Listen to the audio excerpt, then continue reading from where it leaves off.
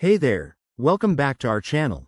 Today, we're diving into how to use purchase power on Klarna in 2025. If you're a shopper who loves buying now and paying later, Klarna's purchase power is a game changer.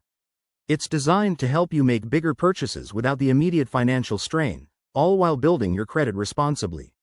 Let's break this down step by step so you can start using it right away.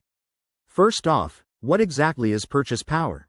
It's a feature from Klarna that allows you to borrow a set amount for your purchases and repay it in flexible installments.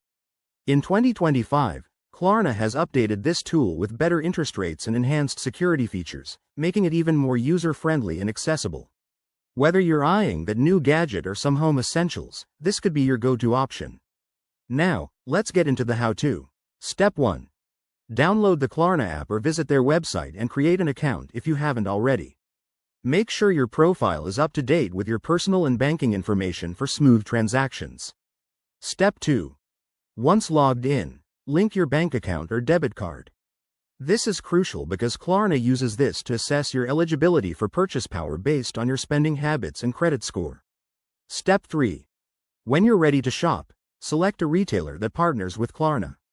At checkout, choose the purchase power option. You'll see how much you can borrow and your repayment plan right there. Step 4. Review the terms carefully. Klarna will show you the total cost, including any interest or fees, and your monthly payments. If everything looks good, confirm the purchase. One of the best parts about purchase power in 2025 is the improved app interface, which includes reminders for payments and tools to track your spending. Plus, it's a great way to build credit if you make payments on time.